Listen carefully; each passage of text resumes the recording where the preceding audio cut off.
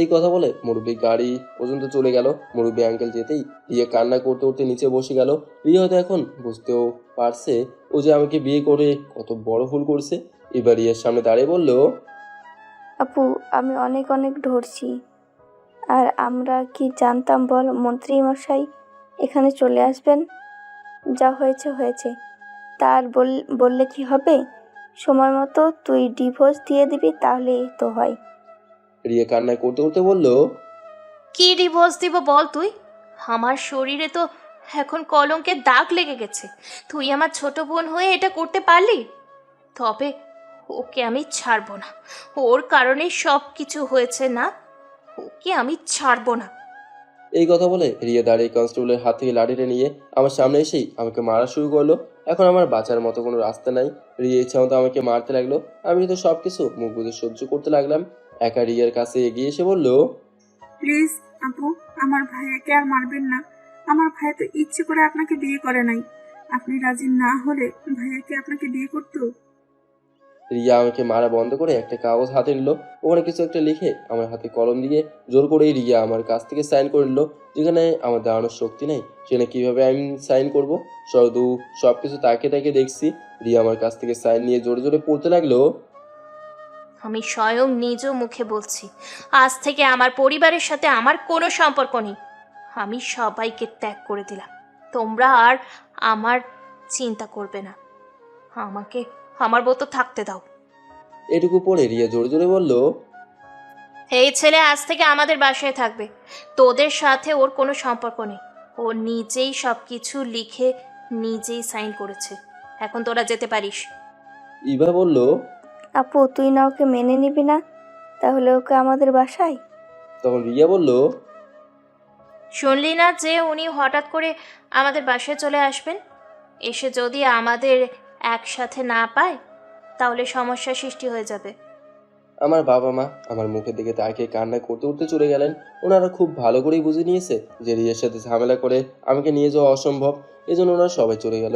আমি এখন নিজের মৃত্যু নিজের চোখের সামনে দেখতে পারছি। এই রিয়া আমার জীবনটা এখন নরক করে দিবে, আমি ভালো করেই বুঝতে পারছি। আগে আমি একটু সুস্থ হয়ে নেই, পরে দেখা যায় কী করা যায়। রিয়া কয়েকজন পুলিশ কনস্টেবলকে বললো আমাকে ধরে যেন ভেতরে নিয়ে যায়। আর রিয়ার কথা শুনে কয়েকজন পুলিশ কনস্টেবল আমাকে ধরে ভেতরে নিয়ে যাচ্ছে। এর মাঝে রৌদ্রও আছে। আমাকে একটা রুমের ভেতরে নিয়ে যাওয়া হলো। সবাই চলে গেল, শুধু আমার পাশে রৌদ্র দাঁড়িয়ে আছে। রৌদ্রকে দেখে বললাম, কিরে তুই যাস না কেন? এখানে দাঁড়িয়ে থাকলে তোর ম্যাডাম তোরে বকা দেবে। তোর জন্য আমার একটু কষ্ট লাগছে। আমি তোরে আগেই বলেছিলাম আমার কথা শোন। এখন তো দেখলি কি হয়েছে। ভুল যেহেতু করেছি আমি, ভুলের মাসুল তো আমাকে দিতেই হবে। আমার জন্য তো চিন্তা করতে হবে না। এই কপালে হয়তো আমার শান্তি লেখা ছিল না, এই জন্য আমার শান্তি হয় নাই।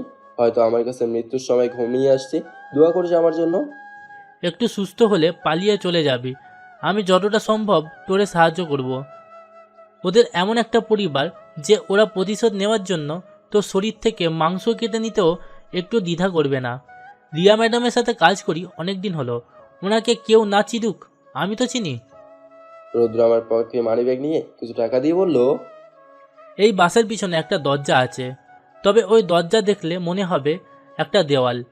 তুই শুধু চোখ বন্ধ করে দেওয়ালে একটা ঘুষি দিবি, তখনই আপনা আপনি দরজা খুলে যাবে। আমি যতটুকু পারলাম তোর ইনফরমেশন দিয়ে সাহায্য করলাম। সেদিন তোর সাথে আমাকে রিয়া ম্যাডাম দেখে ফেলেছিল। আমি যেন তোরে কিছু না বলি, এজন্য আমাকে এতদিন আটকে রেখেছিল। এখন আমার কিছু করার নেই বন্ধু, মাফ করে দিস আমাকে।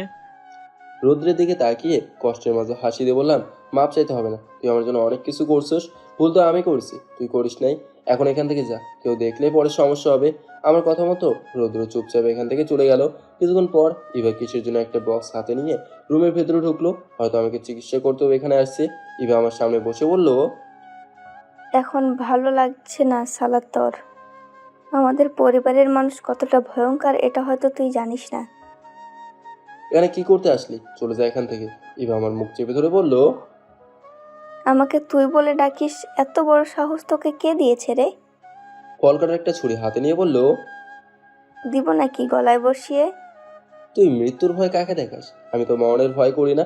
আমার যা ছিল সবকিছু তো আমি হারিয়ে ফেলছি। এখন মরলেই কি আর বাঁচলেই কি? তোদের অত্যাচার সহ্য করাচ্ছে মারা যাওয়াই অনেক ভালো। একটা মেয়ের চরিত্রের দাগ পড়ে কখন জানিস? যখন তার বিয়ে হয়ে যায়। আর তোর বোনের সাথে আমার বিয়ে হয়েছে, তাও সবার সামনে। আমি দাঁত বের করে হাসতে হাসতে বললাম, আমাকে অপমান করতে এসে নিজেই ফেঁসে গেল। এবার একটা ইঞ্জেকশন বের করে আমার শরীরে দিয়ে বলল, মন চাইছে তোর গলা টিপে তোর হত্যা করে ফেলি, শুধু আপু আছে বলে বেঁচে গেলি। ইভা, এই ছেলে ঠিক আছে তো? মরে টরে যায় না তো আবার?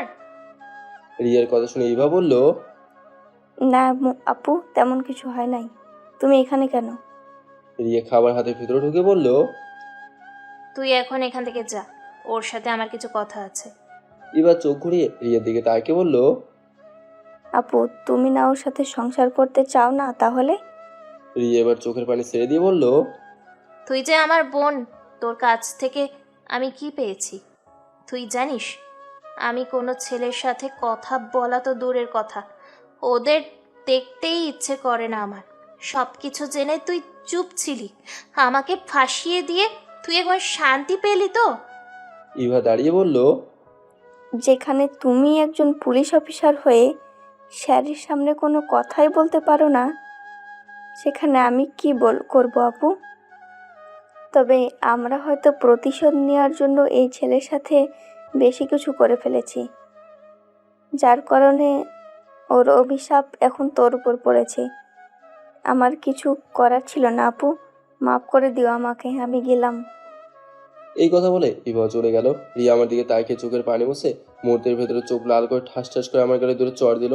আমি আঘাত পেয়ে চোখ বন্ধ করে নিলাম আর বললাম, মারার ইচ্ছে হলে আমাকে মেরে ফেলেন, নিউজে আসবে বউয়ের হাতে স্বামী খুন। ইস, আমি তো ভুলেই গেছি।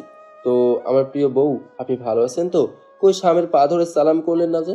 রিয়া আমার গলা চেপে ধরে বলল, আমাকে আর একবার বউ বললে তোরে এখানেই খুন করে দিব, শুয়োরের বাচ্চা। যদি মন্ত্রী স্যার না আসতো তাহলে আমার কি এই বিয়ে করতে হতো? স্বামী হিসেবে না মানলে আমাকে এই বাসায় রাখলেন কেন? তোর উপর জমানো রাগগুলো মিটিয়ে নেওয়ার জন্য। তোরে এভাবেই আমি ছেড়ে দেব? তোর জীবনকে আমি নরক বানিয়ে দেব। আমাকে আটকে রাখতে পারবেন তো পুলিশ ম্যাডাম? আমার কথা শুনে রিয়া এবার হাসতে হাসতে বলল, তুই আমার বাসা থেকে পালিয়ে যাবি, এটা যেন আমার বিশ্বাস করতে খুব কষ্ট হচ্ছে। যদি পারিস তো পালিয়ে দেখা। আর এই নে খাবার, কিছু খেয়ে নে, কারণ পালানোর জন্য তো তোর কিছু শক্তি দরকার। আমি খাবো না। আপনাদের অত্যাচার সহ্য করার চাইতে না খেয়ে মরে যাওয়া অনেক ভালো।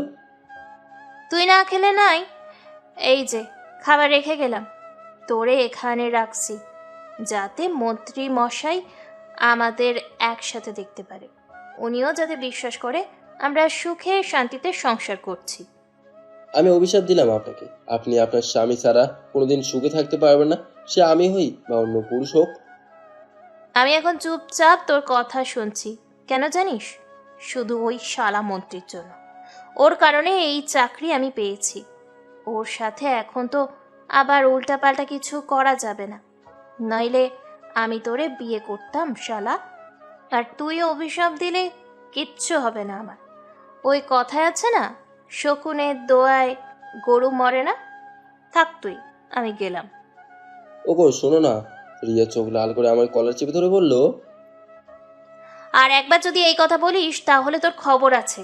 যদি এমন কিছু বলিস তাহলে তোর শরীরে কেটে মরিচের সাথে লবণ মিশিয়ে শরীরে লাগিয়ে দেব। এই জন্য যত চুপ থাকবি ততই তোর জন্য মঙ্গল। কি বললাম মনে থাকবে তো তোর? না গো বউ, মনে থাকবে না। রিয়া এবার আমার কলার ছেড়ে দিয়ে বলল, আগে তুই একটু সুস্থ হয়ে নে, পরে তোর খবর করছি আমি। একটা কথা বলে রিয়া চলে গেল। আমি এবার মনের ভেতরে একটা রাগ চেপে রাখলাম। আজকে এইবার সাথে আমার বিয়ে হওয়ার কথা ছিল, শুধু বিয়ে হওয়ার কথা ছিল না, ওর সাথে আজকে আমার বাসর রাত হওয়ার কথা ছিল। কিন্তু সবকিছু গোলমাল হয়ে গেল। আমি সবকিছু সত্যি করবো। বাসর রাত তো আজকে আমি বানিয়েই ছাড়বো, সে ছোট বোন হোক আর বড় বোন হোক। রিয়ার রাখা খাবারগুলো আমি খেতে লাগলাম। এই মুহূর্তে আমি সুস্থ হবার খুব দরকার। খাবার খেয়ে একটু শুয়ে থাকতেই মনে হলো যেন শরীরে সেই পুরাতন শক্তি ফিরে আসলো আমার। আমি বিছানা থেকে উঠে রুমের এপাশ থেকে ওপাশ হাঁটতে লাগলাম। আমার এখন শুধু শক্তির দরকার, যা করার করব আমি আজই। আমি একটা ছেলে হয়ে কেন মেয়েদের অত্যাচার সহ্য করব? আমি তো ভাই মেয়েদের অত্যাচার সহ্য করব না। দুজন মেয়ে আর একটা ছেলের বুদ্ধি সমান সমান। আমি কেন রিয়া রিভার কাছে মাথা নত করব? ওদের আমার দেখার আছে না। শরীর থেকে পাঞ্জাবি খুলে ওটা ছিঁড়ে আঘাতের স্থানগুলো বেঁধে নিলাম। এখন যেন একটু একটু ভালো লাগছে। জানি না এবার কি ইঞ্জেকশন দিয়েছে, যার কারণে শরীরে একেবারে আগের মতো হিট চলে আসছে। জানা থেকে বাইরে তাকে দেখি নিচে অনেক অনেক পুলিশ দাঁড়িয়ে আছে। চিন্তা করছি শুধু এখান থেকে কিভাবে পালিয়ে যাবো। এসব চিন্তা করতে করতে অনেকটাই সময় চলে গেল। হঠাৎ করে দরজা ঠেলে রিয়া ভেতরে ঢুকলো। রিয়া আমার শরীরের দিকে তাকিয়ে মুখে হাত দিয়ে চোখ বড় বড় করে নিল। আমি রিয়ার সামনে গিয়ে বুকের মাঝে একটা ঝাঁকুনি দিয়ে বললাম, কি হয়েছে গো বউ? রিয়া চোখ বন্ধ করে ঠাস ঠাস করে আমার গালে আবার কষে একটা চড় দিয়ে বলল, বাইরে চল আমার সাথে, আর কিছু পরে নে। বাসা থেকে কাপড় আনছে মনে হয় যেভাবে বলছেন। তবে আপনার ওড়না দিয়ে দেন। স্বামীর সামনে বউ অর্থনগ্ন থাকলে ভালোবাসা বাড়ে। কোনো ছেলে আজ পর্যন্ত আমার সাথে কথা বলার পর্যন্ত সাহস পায় না, আর তুই এই কথা বলি? শরীরের মাংস টুকরো টুকরো করে কেটে পুকুরের মাছগুলোকে খাইয়ে দেব, আর কিছু বলবো না। এই জন্য কথাবার্তা একটু হুঁশ করে বলবি। আর তুই খালি গায়ে থাকবি না কিভাবে থাকবি এতে আমার কি? চল বাহিরে। দরজা ঠেলে রিয়ার পেছনে পেছনে বাইরে যেতেই সবাই দেখে আমার দিকে অবাক হয়ে তাকিয়েছে। এবার ওর বাবা মা খাবার টেবিলে বসেছিল, ওরা আমার ফিগারের দিকে তাকিয়েছে। আর কাজের মেয়েটার কথা কি বলবো, ও তো হা করে আমার দিকে তাকিয়েছে। আমি আবার আগের মতোই বুকের মাঝে একটা ঝাঁকুনি দিলাম। কাজের মেয়েটা আমার কাছে এসে বলল, ভাইজান একটু ছুঁয়ে দেখবো আপনার শরীরটা? আমি হাসিতে বললাম, দেখ। তোমাকে না করছে কে? রিয়া চিৎকার দিয়ে বলল, কুত্তার বাচ্চা, তোরে এখানে রাখছি কি এই সব করার জন্য? রিয়া রোনা দিয়ে আমার শরীরটা ঢেকে দিয়ে বলল, যা থালা বাসনগুলো ধুয়ে নিয়ে আয়। আমার পরিবারের সবাই যেই কথা বলবে সব কিছু তোর শুনতে হবে, বুঝলি আমি কি বললাম? একজন কনস্টেবল দরজা খুলে ভিতরে ঢুকে বলল, ম্যাডাম, একটা মেয়ে আসছে আপনার সাথে দেখা করতে। ওনাকে কি ভিতরে আসতে বলবো? ভিতরে পাঠিয়ে দাও। আর তুই কি দেখিস? তোরে কি করতে বলছি আমি? তোর কানে যায় না এই কথা? আমি টেবিলের সামনে যেতেই দরজার সামনে মাইশাকে দেখে অবাক হয়ে গেলাম। এতদিন পর এই মেয়ে এখানে কি করে? হয়তো আমার বিরুদ্ধে অভিযোগ করতে এসেছে আবার। ওর সাথে আমার কোনো সম্পর্ক নেই, অভিযোগ করলেই বা আমার কি? মাইশাকে দেখে রিয়া বলল, কি চাই এখানে? আর যদি কিছু বলার থাকে তো থানায় গিয়ে বলবেন। মাইশা আমার দিকে তাকিয়ে রিয়াকে বলল, যদি অনুমতি দেন আমি একটু ওনার সাথে কথা বলতে চাই। মাইশার কথা শুনে একটু রাগ হলো, কিন্তু আমি আমার রাগটা ভিতরে চেপে রাখলাম। রিয়া বলল, যা বলার এখানে দাঁড়িয়ে বল। মাইশা আমার দিকে তাকিয়ে বলল, আমি আপনার এই খারাপ দিনে আপনার পাশে থাকতে চাই। শেষবারের মতো আমি আপনার কাছে এসেছি। পরিবার থেকে আমার বিয়ে ঠিক করেছে, আমাকে আবার ফিরিয়ে নেবেন। আমি আর এমন ভুল করব না, আমাকে মাফ করে দিন প্লিজ। আমি রিয়ার মুখের দিকে তাকিয়ে বললাম, এই বাসায় আমাকে নিয়ে আসছেন, আমি মানলাম। হয়তো আপনি আমাকে মেনে নেবেন না, আমি মানি। কিন্তু আপনার সামনে এই মেয়ে আমাকে সব উল্টাপাল্টা কথা বলছে, আর আপনি চুপ করে দাঁড়িয়েছেন। রিয়া আমার কথা শুনে মাইশাকে বলল, এই ছেলেকে আমি কিনে নিয়েছি মনে করতে পারো, এখন তুমি এখান থেকে যেতে পারো। মাইশা আবার আমাকে বলল, আমি কি এখন চলে যাব? কিন্তু ওরা যে প্রতিনিয়ত আপনার উপর অত্যাচার করবে। আমি আপনাকে মেসেজ করে বলেছিলাম এই মেয়েকে বিয়ে করবেন না। ভুল হয়তো আমি করেছি, কিন্তু আপনার কিছু হতে দেব না আমি। এত সাধু হলে কবে থেকে তুই রে? ওরা হয়তো আমাকে অত্যাচার করবে, কিন্তু আমার চরিত্রের উপর কেউ হাত দিবে না। হয়তো ওদের পরিবারের সবাই রাগী, অহংকারী। তবে তোর মতন নষ্টা মেয়ে না যে বাইরে অন্য পুরুষের সাথে শুয়ে থাকবে। এখান থেকে চলে যা, আমি তোর সাথে খারাপ কিছু করতে চাই না। যদি কোনোদিন এভাবে আমার সামনে আসবি তাহলে তোর খবর আছে বলে দিলাম। চলে যা এখান থেকে। রিয়া কনস্টেবলকে ডেকে বলল মাইশাকে বের করে দিতে। মাইশা যেতেই আমার চোখ থেকে পানি পড়তে লাগলো। পুরাতন ভালোবাসা ভোলা এত সহজ না। কোনো মতে চোখের পানি মুছে বললাম, রিয়া শুধু আজকের দিনটা আমাকে ছেড়ে দাও, পরে তুমি যা বলবে আমি তাই করব। ওকে দেখে মনটা খারাপ হয়ে গেছে। রিয়া আমার অবস্থা বুঝতে পেরে বলল, আচ্ছা ঠিক আছে, তুমি গিয়ে বিশ্রাম করো, আজকে কাজ করতে হবে না। যেই রুমে ছিলে সেখানে চলে যাও। আমি রিয়ার কথা মতো রুমে চলে গেলাম। রুমে এসে দরজা লাগিয়ে একটা হাসি দিলাম। মায়ের জন্য একটু খারাপ লাগছে, তো রুমে এসেছি অন্য কারণে। রুমে বসে বসে রাতের প্ল্যান করতে লাগলাম, কিভাবে ইভাকে বিছানায় নেবো আর এখান থেকে পালিয়ে যাব। দেখতে দেখতে রাত হয়ে গেল। মনে মনে বললাম মাঝরাতে আমি আমার কাজ শুরু করব, যখন সবাই গভীর ঘুমে মগ্ন থাকবে। আমার হুঁশ উড়িয়ে রিয়া বাইরে থেকে বলল, কিরে, তুই ভিতরে কি করিস? দরজা খুল, কাজ আছে। রিয়ার কথা শুনে দরজা খুলে দিয়ে বললাম, বলেন কি হয়েছে? কি হয়েছে মানে? তোরে এই বাসায় আনছি কি বসিয়ে রাখার জন্য? আর এটা মনে করিস না তুই চাইলেও এখান থেকে পালিয়ে যেতে পারবি। যা, হাত মুখ ধুয়ে কাজে লেগে পড়। মেয়েদের এত রাগে মানায় না, সবসময় হাসি খুশি ভাবে থাকবেন। কেমন যেন মুখটা সবসময় গোমরা করে রাখেন, একদম বাজে দেখায়। আমাকে কেমন দেখায় আর না দেখায় সেটা আমারটা আমি জানি। তোরে তো বলি নাই আমার সম্পর্কে কিছু বলতে। কি করতে হবে আমাকে? আমি এখন রুমে যাচ্ছি। কাজের মেয়েকে বলবি আমার জন্য কফি বানিয়ে দিতে, সেটা নিয়ে আমার রুমে আসবি। এগুলো তো বুয়ার কাজ, আমি কেন এসব কাজ করব? কেন, তুই মনে হয় এই বাসার জামাই যেভাবে বললি? এই কথা বলে রিয়ার মুখে ও নিজে হাত চেপে ধরল। রিয়া আমাকে কি যে বললো হয়তো নিজেও জানে না। আমি ওই সুযোগ পেয়ে বললাম, আমি তো তোমাকে বিয়ে করছি, আর আজকে আমাদের বাসর রাত, সেই হিসেবে আমি তো তোমার জামাই।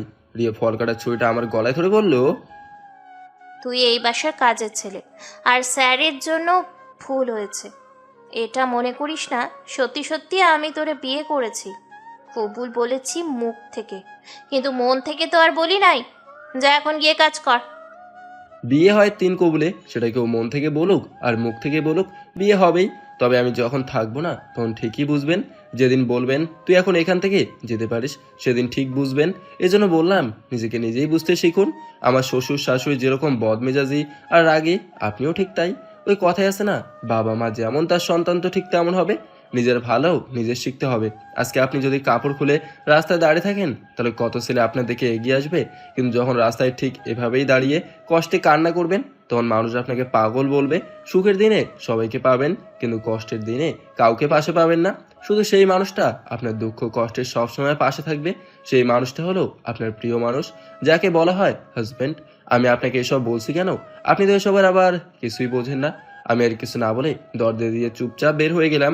রিয়া রুমে দাঁড়িয়ে আছে। বাইরে এসে দেখি ইভা কার সাথে যেন ফোনে কথা বলছে। আমি ইভাকে দেখে হাসি দিয়ে ঠোঁটে কামড় দিলাম। ইভাকে আমি যা বুঝতে চাইছি ও ঠিকই সবকিছু বুঝে গেছে। আমি কিচেন রুমে গিয়ে কাজের মেয়েকে বললাম, একটা কফি বানিয়ে দাও তো, তোমার রিয়া ম্যাডাম নাকি কফি খাবেন। কাজের মেয়েটা বলল, ভাইজান একটা কথা বলবো? বলো। রিয়া ম্যাডামকে বিয়ে না করে যদি আমাকে বিয়ে করতেন, তাহলে আজকে রাতে আমাকে কাছে পেতেন। যেখানে রিয়া ম্যাডাম কারোর সাথে পর্যন্ত কথা বলে না, সেখানে আবার বাসর রাত। পিছন থেকে ইভা বলল, ঠিকই, ঠিক কথাই তো বললে তুমি। এক কাজ করবে তুমি, যদি ওকে ডিভোর্স দিয়ে দাও, তাহলে তুমি ওকে বিয়ে করে নেবে। ওরে রাস্তায় রাস্তায় বস্তির মেয়েদের মানাই, আমাদের মতো ধনী পরিবারের মানুষের যায় না।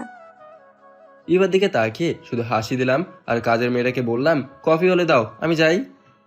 কেন আমার কথার জবাব দিবি না? আর তুই বললি কি, আমার সাথে কথা বলার মতো তোর যোগ্যতাই নাই। কাজের মেয়ের হাত থেকে কফির মগটা নিয়ে এবার সামনে গিয়ে বললাম, কার যোগ্যতা আছে আর কার নাই এটা তো মাঝরাতেই দেখা যাবে। তবে আমি একটা কথা খুব গ্যারান্টি দিয়ে বলতে পারি, আজকে আমি যাকে বিয়ে করার জন্য এখানে আসছি, তার সাথে আমার বাসরাত হবে।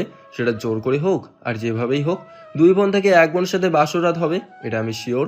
উস্তাদের মায়ের শেষ রাতে বলে না, আমার হিসাব নিকাশ হবে শেষ রাতে, যেটা কেউ পর্যন্ত বলতে পারবে না। তুমি চলো ডালে ডালে, আমি চলি পাতায় পাতায়। এটা হলো নতুন বাংলাদেশ, পুরাতন বাংলাদেশের দিন শেষ, বুঝলেন মিস ইভা, ডক্টর ম্যাডাম। ইভার সামনে দিয়ে বের হয়ে গেলাম। ইভা শুধু আমার মুখের দিকে তাকিয়েছিল। আমি কফির মগ নিয়ে রিয়ার রুমে চলে গেলাম। গিয়ে দেখি উনি ল্যাপটপে কি যেন কাজ করছেন। দরজার কাছে দাঁড়িয়ে বললাম, আমি ভেতরে আসবো রিয়া? রিয়া আমার দিকে তাকিয়ে বলল, এভাবে আমার নাম ধরে ডাকবি না। আগে নাম ধরে ডাকার মতো যোগ্যতা অর্জন কর, পরে নাম ধরে ডাকিস। আয় ভিতরে। রিয়ার হাতে কফির মগটা দিয়ে বললাম, আপনি বরং ঠান্ডা মাথায় কফি খান, দেন আমি আপনার কাজ করে দিই। রিয়া আমার দিকে তাকিয়ে বলল, তুই আমার কাজ করে দিবি? মনে হয় না তো কোনোদিন ল্যাপটপে হাত রাখছস। রিয়ার হাত থেকে ল্যাপটপ নিয়ে বললাম, বাবার এত টাকা পয়সা আছে যে কোনো দিন কাজ করা লাগবে না। হিসাব করে দেখলাম প্রতিদিন যদি 20,000 করে খরচ করি তাও টাকা কমে না। আর বড় ভাই তো বিদেশের স্থানীয় হয়ে গেছে, শুধু নিজেকে এত বড়লোক মনে করি নাই। আমার কাছে কিছু নাই তো বাবা মায়ের টাকা দিয়ে আমি বড়লোক হয়ে কি করব? বাবার ভাইয়ের টাকার ক্ষমতা দিয়ে চললে এই শহরে আমার থেকে ধনী আর কেউ হতো না। আমি তো নিজের যোগ্যতায় চলি, একবেলা না খেয়ে থাকলেও আমার আফসোস নাই। এখন বলেন কি করতে হবে আমাকে? রিয়া আমার দিকে এক দৃষ্টিতে তাকিয়ে আছে। আমি আবার বললাম, কি করতে হবে আমাকে বলেন। স্ক্রিনের লেখাগুলো সবাইকে ইমেল করে পাঠিয়ে দে। আচ্ছা ঠিক আছে, আমি পাঠিয়ে দিচ্ছি। রিয়ার কথা মতো আমি কাজে লেগে গেলাম। কিছুক্ষণের ভিতরে আমার কাজ শেষ হয়ে গেল। আমি রিয়ার হাতে ল্যাপটপ দিয়ে বললাম, শেষ ম্যাডাম। রিয়া ল্যাপটপ পাশে রেখে বলল, এখন যা, তোর আর কোনো কাজ করতে হবে না। রিয়া, আমি আজকে রাতেই পালিয়ে চলে যাব। আজকে আমাদের বাসর রাত, কিছু তো হবে না আর আমাদের মাঝে। এজন্য আমি শেষবারের মতো আপনাকে নিজ হাতে ঘুম পাড়িয়ে দিতে চাই। আমি আমার বউকে শুয়ে একটু অনুমতি দিতে চাই। দিবেন আমাকে সেই সুযোগ? আমার কথা শুনে রিয়া হাসতে হাসতে গড়াগড়ি খাচ্ছে আর বলল, তুই এখান থেকে আজকে রাতে পালিয়ে যাবি, আবার এই কথাটা আমাকে বললি। চেষ্টা করে দেখ বাহিরে পার রাখতে পারিস কিনা, আবার পুলিশের দৌড়ানি খাইছত না দেখিস। আপনি আমার কথা শুনে হাসলেন, তবে এটাই সত্যি। পারবি না পালিয়ে যেতে।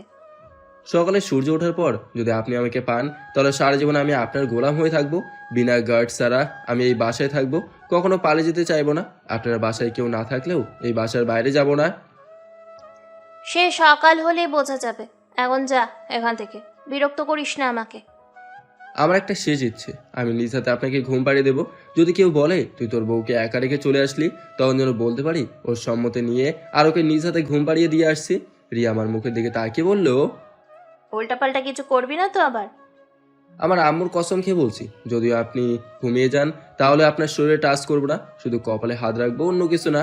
রিয়া আমার মুখের দিকে তাকিয়ে কিছু একটা চিন্তা করে বলল, আচ্ছা ঠিক আছে, যা, অনুমতি দিলাম, তবে শুধু কপাল পর্যন্ত।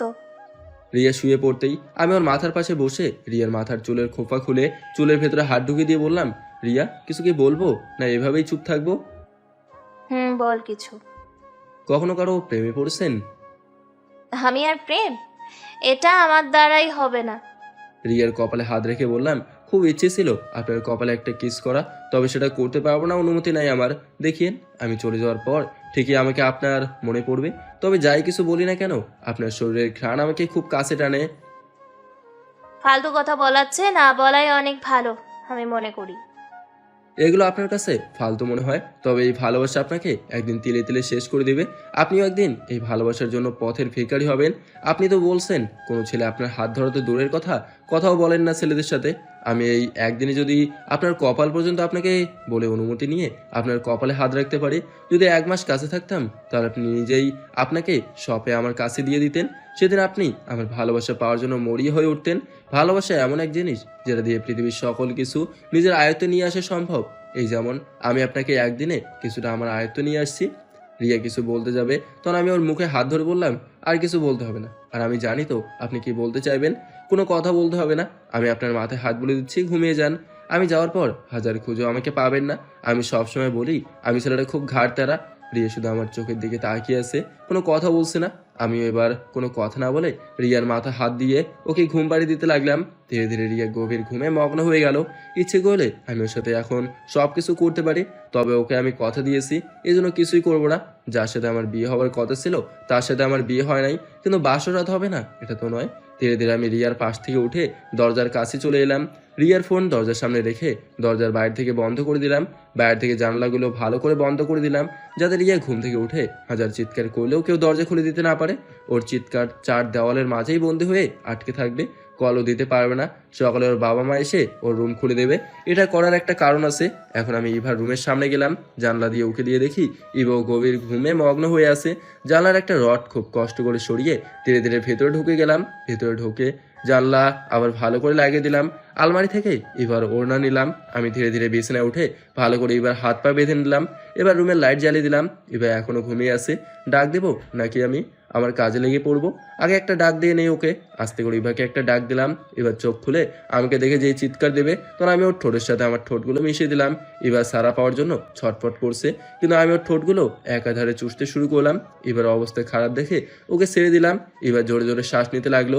আমি বললাম, যদি চিৎকার দেওয়ার চেষ্টা করিস তাহলে মুখের ভেতরে কাপড় ঠুকিয়ে দেবো, অযথা কষ্ট পাবি, এজন্য আমাকে আমার কাজ করতে দে।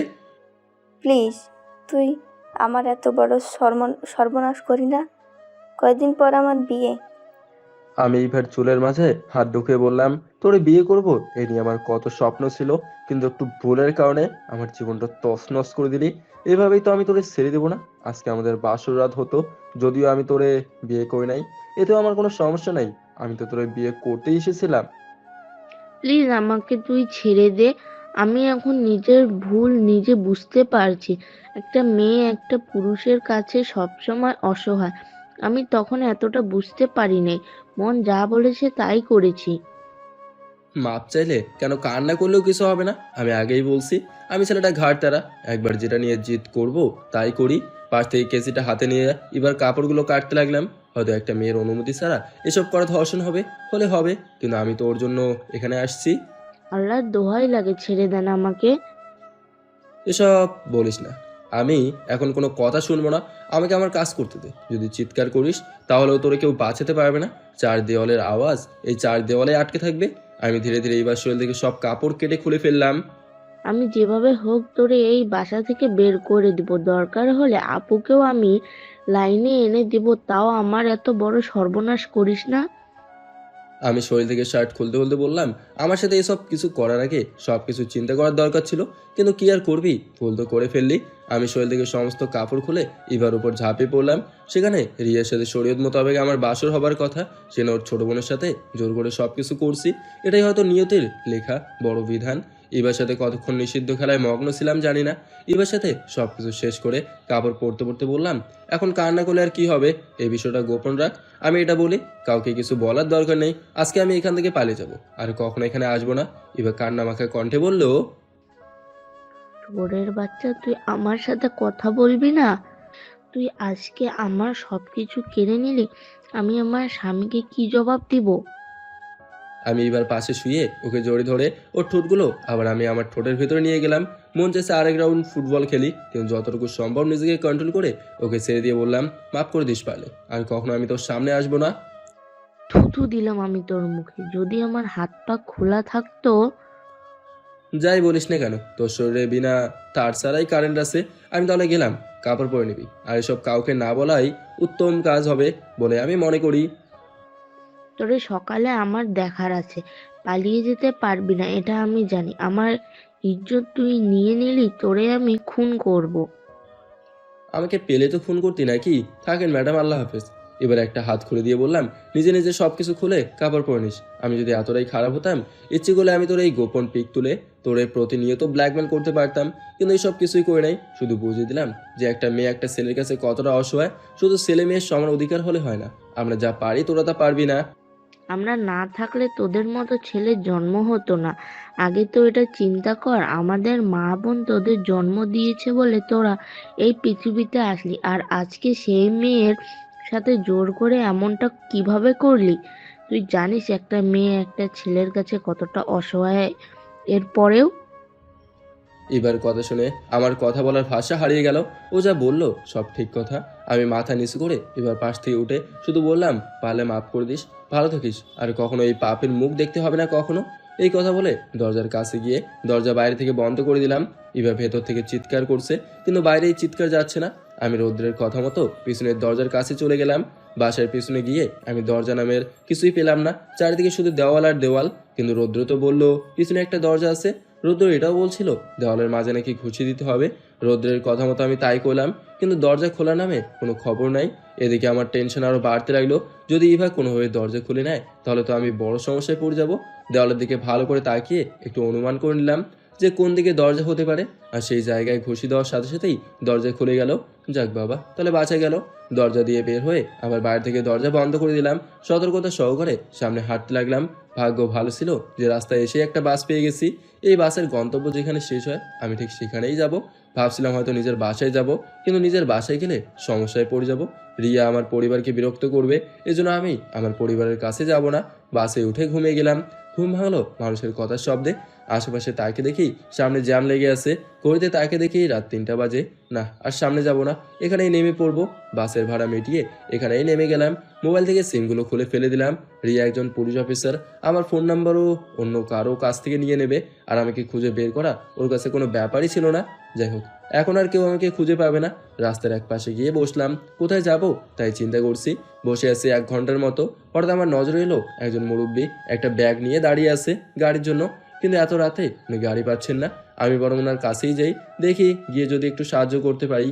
এভাবেই তো রাস্তায় রাস্তায় ঘুরে বাঁচা সম্ভব নয়। ধীরে ধীরে আমি মুরব্বীর সামনে চলে গেলাম। উনি মনে হয় আমাকে দেখে একটু ভয় পেয়েছেন। আমি ওনার পাশে দাঁড়িয়ে বললাম, জাস্ট একটা কথা বলার ছিল। মুরব্বী আমার দিকে ফিরে তাকিয়ে একটু বিরক্ত সুরেই বলল, বলো। আমি একদিন ধরে না খেয়ে আছি, এই শহরের পথঘাট ভালো করে চিনি না। আমাকে আপনার বাসায় একটা কাজ দেবেন? আমি কিন্তু রান্না বান্না থেকে শুরু করে সব কিছু পারি। যাও, বিরক্ত করো না তো আমাকে। আমার বাসায় কোনো কাজ নেই, তুমি অন্য কোথাও দেখতে পারো। এত রাত ধরে এখানে বসে আছি, সবাই একই কথা বলে। আপনি প্লিজ ফিরিয়ে দেবেন না আমাকে? এই পৃথিবীতে আমার বাবা মা কেউ নেই, আমি এতিম চাচা। কাজের বিনিময়ে টাকা দিতে হবে না আমাকে, শুধু 3 বেলা খাবার দিবেন, তাহলেই হবে। মুরব্বী চাচা এবার আমার দিকে মায়াবী দৃষ্টিতে তাকিয়ে বলল, সত্যি কি তোমার বাবা মা নেই? চাচা, আমার বাবা মা নাই, আমি এতিম খানায় বড় হয়েছি। বাবা মা থাকলে কি আর রাস্তায় রাস্তায় ঘুরি? নাম কি তোমার? জি, তানজিম। আসল নাম বললাম না, নাম বলে যদি ফেসবুক থেকে খুঁজে বের করে নেয় তাহলে আমাকে সমস্যায় পড়ে যাব আমি। রান্না করতে পারো তো বাবা? জি, পারি। আচ্ছা ঠিক আছে, চলো। হেঁটে হেঁটেই যেতে হবে মনে হচ্ছে, গাড়ির তো কোনো খোঁজ খবর দেখছি না। আঙ্কেলের সাথে হাঁটতে হাঁটতে ওনার বাসার সামনে চলে গেলাম। উনি আমাকে বললেন, আমি যা বলবো তাই করবে, বেশি কথা বলবেন না, ঠিক আছে? জি চাচা। দরজায় কলিং বেল দিতেই একজন মহিলা এসে দরজা খুলে দিল। ওনাকে দেখে আমার চোখ তেরা হয়ে গেল। উনি শুধু একটা ব্লাউজ আর নিচে কি যেন ছোট একটা কাপড় পরে আছে। এটা দেখে আমি তো চোখ বন্ধ করে দিলাম। এই বয়সে এই মহিলা দেখে লজ্জার সময় মাথা খেয়েছে। হিসাবে হয়তো আমার চাচি হবে। চাচা মহিলাকে বলল, তোমাকে একদিন বলছিলাম না গ্রাম থেকে আমার বোনের ছেলে আসবে, আর এই হলো আমার বোনের ছেলে, আজকে থেকেও আমাদের বাসায় কাজ করবে। মহিলাটা আমার দিকে তাকিয়ে হাত বাড়িয়ে বলল, আমি রোজিনা, তুমি আমাকে রোজি বলে ডাকতে পারো। রোজিনা চাচের কথা শুনে আমি লজ্জা পেলাম। মাথা নিচু করে মনে মনে বললাম, এ আমি কোথায় চলে আসছি? সম্মান থাকলেই হলো বাবা। চাচার সাথে ভেতরে যাওয়ার পর আমাকে একটা রুম দেখে বলল, অনেকদিন হলো এটা খালি পড়ে আছে, ঝাড়ু দিয়ে পরিষ্কার করে থাকার ব্যবস্থা করে নিও, ঠিক আছে? ওকে আঙ্কেল, ঠিক আছে, আপনি গিয়ে ঘুমিয়ে পড়েন, এমনি অনেক রাত হয়ে গেছে। চাচা আচ্ছা বলে উপরে চলে গেল। রোজিনা চাচা আমার পাশে দাঁড়িয়ে বলল, নাম কি তোমার? আমি আমার নাম বলে বললাম, ঘুমিয়ে পড়েন চাচি, এত রাতে আপনাদের বিরক্ত করা আমার উচিত হয় নাই। রোজিনা চাচি ধপ করে আমার গালে কিস করে বলল, দেখা হবে, কথা হবে, আর মাঝে মধ্যে খেলাও হবে। গেলাম আমি। আমি গালে হাত দিয়ে দাঁড়িয়ে আছি আর উনি চুপচাপ উপরে চলে গেলেন। এই পরিবারের মানুষগুলো খুব আজব মনে হচ্ছে। আমি চাচার দেখানো রুমে চলে গেলাম। খুব কষ্ট করে রুমটা পরিষ্কার করলাম। এখন তো আর ঘুমানো যাবে না মনে হচ্ছে, এমনি রাত শেষ হয়ে গেছে। আমাকে এখানে আনা হয়েছে রান্না বান্না করার জন্য, আর আমার সেটাই করতে হবে। বসে বসে ফোন চাপতে বিজি হয়ে গেলাম। কিছুক্ষণ পর বাইরে কিছু একটা শব্দ পেলাম, মনে হয় কেউ বাইরে আছে। দেখি রুম থেকে বের হয়ে, আমি রুম থেকে বের হয়ে দেখি একটা মেয়ে দাঁড়িয়ে টেবিলের সামনে থেকে কিছু একটা নিচ্ছে। যা একটু এই মেয়ের সাথে পরিচয় হয়নি। মেয়েটার সামনে গিয়ে সালাম দিয়ে বললাম, ভালো আছেন আপনি? তুই কে? তরে তো এই বাসায় আগে কখনো দেখি নাই। দেখেন নাই তাই তো? আমি আজকে রাতে এসেছি চাচার সাথে, আমাকে নিয়ে আসা হয়েছে এই বাসায় রান্না বান্না করার জন্য। ও আচ্ছা, তাহলে যা গিয়ে নাস্তা তৈরি কর। আজকে থেকে মনে হয় আমার আর এত কাজ করতে হবে না। আপু আপনার পরিচয়? আমি এ বাসার বড় ছেলের বউ, এত কিছু জানতে হবে না, গিয়ে কাজ কর। আপনি তাহলে আমার ভাবি, ভাবি হিসেবে আপনাকে সবকিছু বলে যায়। বল। আমি তো এতদিন এতিমখানা থেকে বড় হয়েছি, আমার কেউ নাই, কিভাবে যে রান্না করতে হয় এটাও আমি জানি না। যদি শিখিয়ে দিতেন। ও এই কথা, আচ্ছা ঠিক আছে, চল দেখিয়ে দিচ্ছি। ভাবির সাথে আমি কিচেন রুমে গেলাম। উনি খাবার তৈরি করছে আর দেখে দিচ্ছে কিভাবে আমার কি করতে হবে। এর মাঝে ভাবি বলল, যাই করিস না কেন, আমার শাশুড়ির থেকে একটু দূরে দূরে থাকবি। ভাবি এর কি কোনো কারণ আছে নাকি? আমার শাশুড়ি পতিতাপল্লীর সর্দারিনী, ওনার চরিত্র ভালো না, বুঝলি? ভাবির কথা শুনে আমি নিচে বসে বললাম, এই খাইছে আমারে, আগে জানলে তো আমি এখানে আসতামই না। চিন্তা করার দরকার নাই, বাসার ভিতর উনি তেমন কিছু করবে না, শুধু উনি ডাকলে রুমের দরজা খুলবে না, তাহলেই হবে। আমি ভাবির দিকে হাত বাড়িয়ে বললাম, এখানে তো আমি কাউকে তেমন চিনি না, শুধু আপনাকে একটু ভালো করে চিনি, বন্ধু হবেন আমার, প্লিজ ভাবি না করবেন না। আচ্ছা ঠিক আছে, এখন যেভাবে রান্না করতে বললাম সেভাবেই রান্না কর, ঠিক আছে? ধীরে ধীরে এই বাসার সবার সাথে আমার ভালো একটা সম্পর্ক হয়ে গেল। তবে চাষির থেকে আমি একটু দূরে দূরেই থাকি। আজকে 3 মাস চলে গেল। না আমি এতদিন আমার পরিবারের সাথে যোগাযোগ করছি, না আমি আমার বউয়ের সাথে এতদিন যোগাযোগ করছি। একাই ছিলাম এতদিন। আজকে মনে হচ্ছে বাড়ির খবর নেওয়া খুব দরকার। কাজ শেষ করে সাদিকে রৌদ্রকে কল দিলাম। ওর ফোন নাম্বার আমার আগে থেকেই মুখস্থ করা ছিল। রৌদ্রকে কল দিতেই ও ফোন রিসিভ করে বলল, হ্যালো, কে বলছেন? রৌদ্র, আমি লাদেন, কেমন আছিস তুই? ও বন্ধু, তুই এতদিন পর আমাকে মনে হলো। আমরা তো সবাই মনে করেছিলাম তুই মারা গেছস। তোর আম্মু তোর জন্য প্রতিদিন কান্না করে। কই আছোস বল তুই? যেখানেই আছি ভালো আছি। তারপর বল, রিয়া কেমন আছে? রিয়া ম্যাডাম কথা আর কি বলবো, তুই যাওয়ার পর উনি কেমন যেন হয়ে গেছে। কারোর সাথে ঠিক মতো কথা বলে না, প্রয়োজন ছাড়া কিছু করে না উনি। বুঝি না ওনার আজকাল কি হয়েছে। রিয়া এমনি ছেলেদের সাথে কথা বলে না, এবার খবর কি? ওকে বিয়ে না করেই তুই ভালো করছস। ওর চরিত্র সমস্যা আছে। বিয়ে হয়েছে 1 মাস হলো ইভার, স্বামী এখনও প্রবাস থেকে ফিরে নাই। ফোনের মাঝে বিয়ে হয়েছে ইভার। আমি গোপন সূত্রে জানতে পেরেছি ইভা নাকি 3 মাসের প্রেগনেন্ট। রৌদ্রের কথা শুনে ভয় আমার হাত পা কাঁপতে লাগলো। আমি কি শুনলাম? এবার সাথে আমার শারীরিক সম্পর্ক হয়েছে 3 মাস হলো। তাহলে কি এই বাচ্চাটা আমার? আমার এখন মাথা ঘুরতে লাগলো, কি হচ্ছে এসব আমার সাথে? কিরে লাদেন, কি হয়েছে? কিছু হয় নাই। আমি যে তোর সাথে কথা বললাম, কাউকে কিছু বলার দরকার নেই। আমি বাসায় আসবো খুব তাড়াতাড়ি। আসবি কবে বল? দেখি আজকে রাতের গাড়িতেই আসবো। তুই কাউকে কিছু বলবি না কিন্তু। আচ্ছা বল না, আগে তুই আয়। আমি কল কেটে মাথায় হাত দিয়ে নিচে বসলাম। আমি কি পাপ করে ফেললাম? এবার সাথে শারীরিক সম্পর্ক করার পর ও কি কোনো পিল খায় নাই নাকি? দোষ তো আমার, এবার কোনো দোষ নাই। আমার সব কিছু জানতে হবে এবার কাছ থেকে। যদি এবার বিয়ে হয়েছে, কিন্তু ওকে আমি আর বিরক্ত করব না। পাপ কাজ তো করেছে আমি, আমার সন্তান তো আর কোনো পাপ কাজ করে নাই।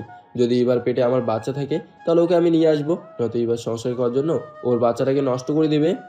তোমার পরিবারের সবাই আছে, অথচ আমাদের মিথ্যা কথা বললে। পিছনে তাকিয়ে ভাবিকে দেখে বললাম, ও ভাবি আপনি জেনে গেছেন তো মিথ্যা বলবো কেন? আমার সব আছে, শুধু আমি আমার পরিবারের মানুষের কাছ থেকে পালিয়ে বেড়াচ্ছি। কারণটা কি জানতে পারি? এখন বাসা যেতে হবে ভাবি, ফিরে এসে সব কিছু বলবো। এখন ফিরে গেলে কি আসবে আবার? আসবো। সবার সাথে মিল হয়ে গেলেও আপনাকে দেখার জন্য আসবো শুধু। ভাবি হাসি দিয়ে বললো। আচ্ছা ঠিক আছে, যাও। ভাবিকে বলে বাস থেকে বের হয়ে গেলাম। আবার আমি আমার পুরাতন গন্তব্যের দিকে রওনা দিলাম। দীর্ঘ 4 ঘন্টা জার্নির পর আমি থানার সামনে চলে গেলাম। রাত অনেক হয়েছে। যদি রিয়া এখনো কাজ করে, তাহলে ওকে একটু দেখে নেব। রিয়া তো আমার বিয়ে করাবো, ওকে দেখলে হয়তো মনের ভিতরে একটু শান্তি পাবো। থানার সামনে গিয়ে দেখি কয়েকজন পুলিশ বসে আছে। ভাবলাম নিজেকে লুকিয়ে আর কি লাভ, যে আমি একটু আমার বউয়ের সাথে দেখা করে আসি। তবে এভাবে দেখা করলে বিষয়টা খুব খারাপ হয়ে যাবে। একটা ফুলের তোড়া কিনে নিয়ে আসি। থানা থেকে বের হয়ে ফুলের দোকানের সামনে চলে গেলাম। দোকানের মালিককে দেখে আমি অবাক হয়ে গেলাম। একটা হুইল চেয়ারে বসে মিশু ফুল বিক্রি করছে। এতদিন পর আমি আমার বেস্ট ফ্রেন্ডকে দেখে বোকা হয়ে গেছি। ভাবছিলাম ও হয়তো এই শহর থেকে পালিয়ে চলে যাবে, নইলে ভিখারি হয়ে যাবে, কিন্তু আজকে ও ফুল বিক্রি করছে। বিষয়টা দেখে খুব ভালো লাগলো। আমি আওয়াজ করে বললাম, ভাই এত রাতে দোকান খুলে রাখা ভালো না, যান বাসায় গিয়ে একটু ঘুমিয়ে নেন। মিশু আমার দিকে না তাকিয়ে বলল, ভাই গরিবের আবার ঘুম, ব্যবসা তো করতেই হবে নাকি? আমি এবার দোকানের ভেতরে ঢুকে বললাম, কি খবর তোর মিশু, ভালো আছোস? এতদিন পর তোরে দেখে খুব ভালো লাগছে। মিশু আমার দিকে তাকিয়ে কান্না করে বলল, বন্ধু তুই, তোরে তোর বাসায় গিয়ে খুঁজছিলাম কিন্তু পাই নাই। কান্না করিস না, বল তোর দিনকাল কেমন যাচ্ছে? আয় ভিতরে এসে বস। না আমি বসবো না, এভাবেই ঠিক আছি। রাগ আছে আমার উপরে এখনো তোর? আরে না, কি বলিস, রাগ থাকবে কেন? শুধু সেদিনের জন্য আমি সরি। পুরাতন কথা মনে করিয়ে লাভ নেই, এটাই আমার প্রাপ্ত ছিল। তো বল, এতদিন কই ছিলি? গিয়েছিলাম এক জায়গায়, একটা ফুল নিয়ে যাই, বউয়ের সাথে দেখা করে গিয়ে। কি এরিয়া? তুই জানিস কিভাবে? আমি সবকিছু জানি। কতদিন পর তোর সাথে দেখা, চল না আমার বাসায় গিয়ে একটু আড্ডা দিই। না রে, যাবো না, অন্যদিন। তুই কি মনে করিস আমি তোরে আমার বাসায় নিয়ে? তোর কি যে বলিস, বলছি না আগে সবকিছু ভুলে গেছি। হঠাৎ করে বাইরে থেকে একটা মেয়েলি কণ্ঠে কে জানি বললো, আপনি কি ভিতরে আছেন? মিশু বলল। আছি, আসো তুমি। আমি বললাম, কে রে মিশু? মিশু বলল। ভিতরে আসলেই দেখতে পারবি। আমাকে অবাক করে দিয়ে মাইশের ভেতরে আসলো। মাইশু আমাকে দেখে একটু অবাক হয়েছে। মিশু বলল, পাপ করছি আমি, আর কত পাপ করব বল? এই জন্য ওকে বিয়ে করেছি, আর এখন এই দোকানটা 2 জন মিলে চালায়। তুই খুশি হয়েছিস নাকি তাই বল আমাদের দেখে। কি বলিস খুশি হয় নাই মানে? আমার যে তোদের একসাথে দেখে কতটা যে ভালো লাগছে হিসাবের বাইরে। এতদিন পর একটা ভালো কাজ করলি। ধন্যবাদ বন্ধু। ভাইয়া গরিবের দোকানে আসছেন, কিছু খেয়ে যান। পুরাতন এক্স বউয়ের মুখ থেকে ভাইয়া ডাকটা শুনে একটা হাসি দিলাম। আগে বলতো জানু, এখন ভাইয়া। তবে যাই হোক, ভালো হয়েছে আমি মনে করি। কি হলো, আমার সাথে কথা বলবেন না? কি বল, কথা বলবো না কেন? তবে আমি কালকে রাতে আমার বউ নিয়ে তোদের বাসায় যাব। মাংস নিয়ে আসবি কিন্তু। সত্যি আসবি বন্ধু, নাকি মজা করলি? বলছি আসবো মানে আসবো। একটা ফুল নিয়ে গেলাম, টাকা লাগবে? কি বলিস, টাকা নিব আমি তোর কাছ থেকে? একটা কেন, সবগুলো নিয়ে যা লাগলে। আর কালকে মনে করে চলে আসবি কিন্তু। ওকে বন্ধু। ভাবছিলাম এখন একটু থানা যাব, কিন্তু মেলার সময় চলে গেছে। এখন গেলে রিয়াকে পাবো না। বাসায় যাই বরং, দেখি ঘর বাড়ির কি অবস্থা। হেঁটে হেঁটে বাসায় চলে গেলাম। বাসার সামনে গিয়ে দরজা ঠেলে ভেতরে চলে গেলাম, কিন্তু ভেতরে তো কাউকে দেখছি না। ভেতরে গিয়ে আম্মুকে ডাক দিলাম, কিন্তু ভেতরে কারো কোনো খোঁজ খবর দেখতে পাচ্ছি না। হয়তো বাসার সবাই কোথাও বেড়াতে গেছে। আমি আর কাউকে ডাকাডাকি না করে রুমে চলে গেলাম। এমনি এত রাত হয়ে গেছে, ঘুমিয়ে পড়ি।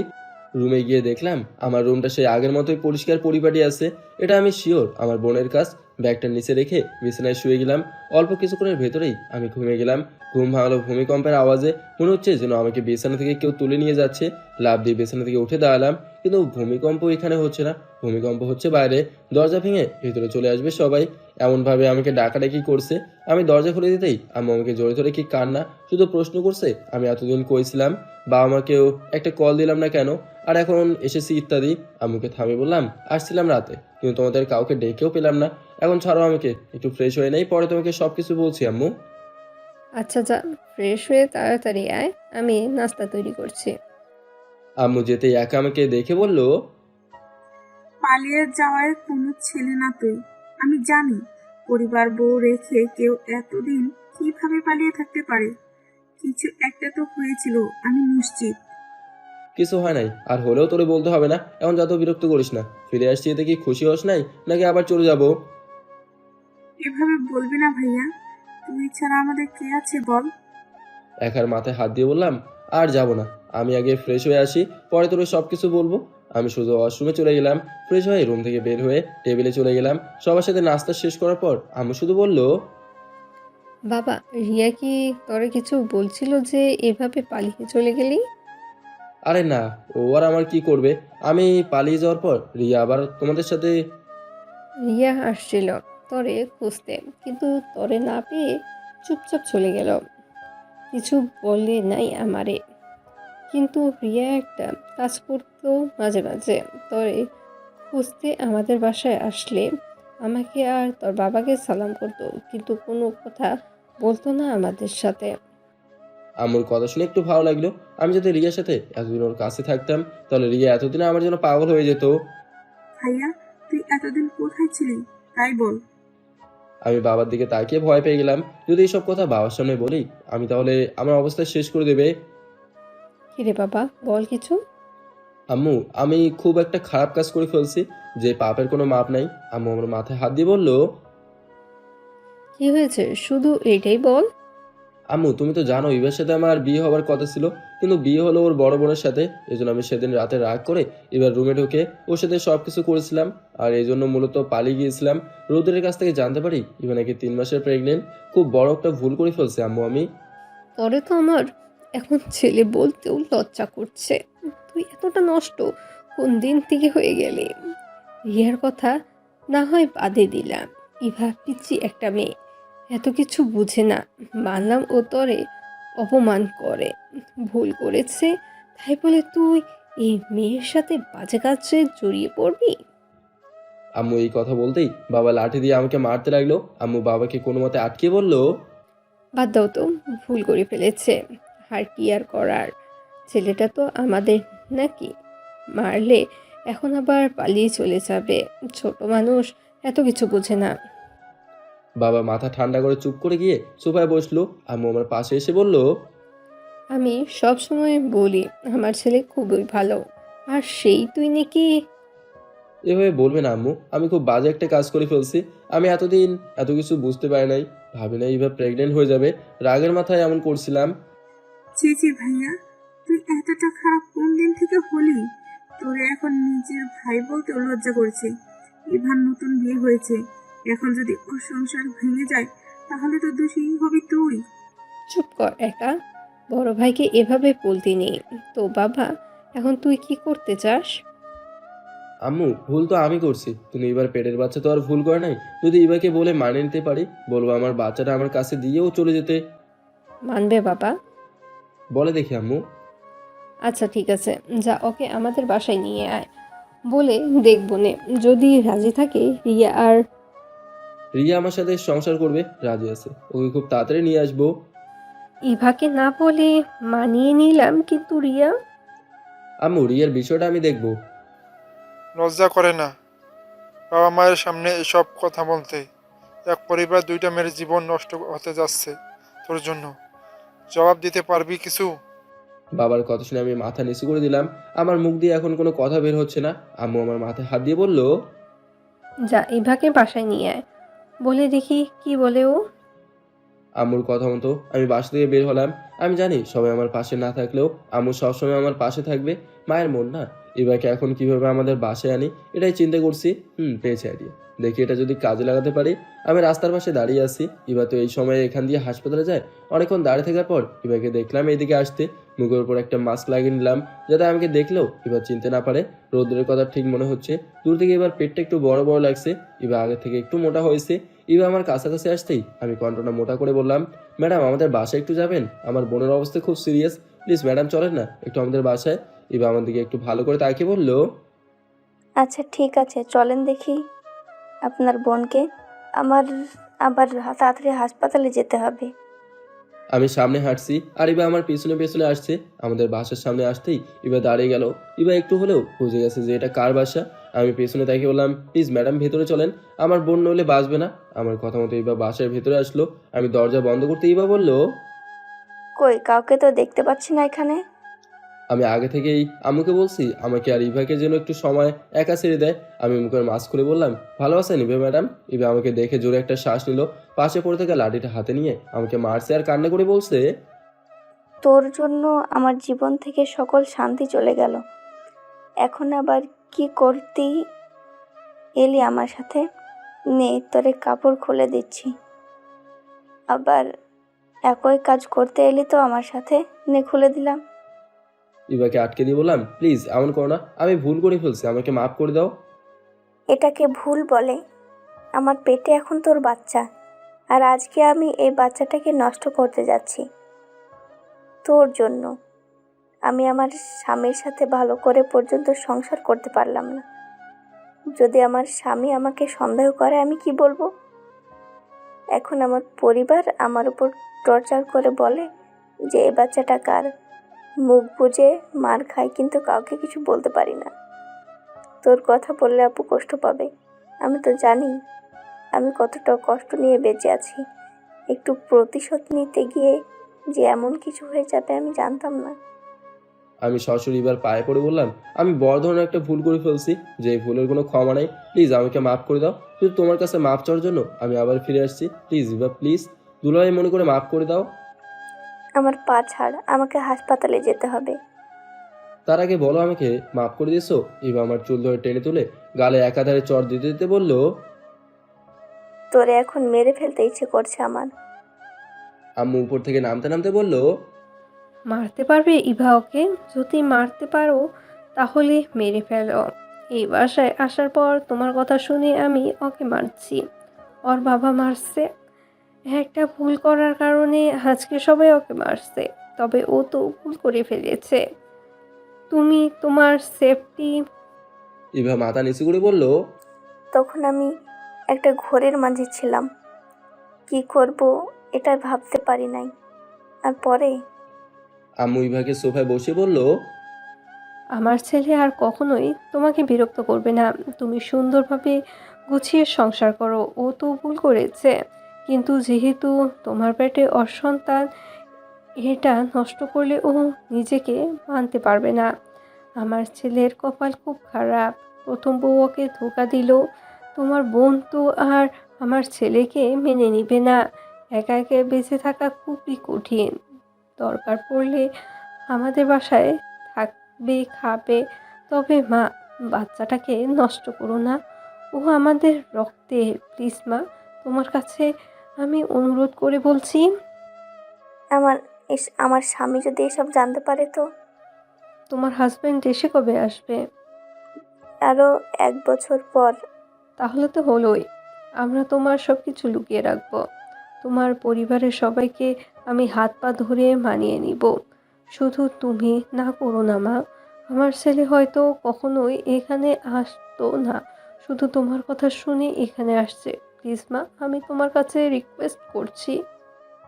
ইভা আমার দিকে গরম চোখে তাকিয়ে বলল, তোর জন্য এত কিছু সহ্য করতে হচ্ছে আমার। শুধু তোর মায়ের মুখের দিকে তাকিয়ে কিছু বলতে পারলাম না। তোর মা এত ভালো আর তুই এতটা নষ্ট হলি কিভাবে? ইভার কথা শুনে আমি মাথা নিচু করে ফেললাম। আম্মু আবার বলল, তাহলে তুমি রাজি? আমি তোমাকে কথা দিচ্ছি, এসব কথা তোমার স্বামীর কানে যাবে না, এমনকি বাইরেও যাবে না।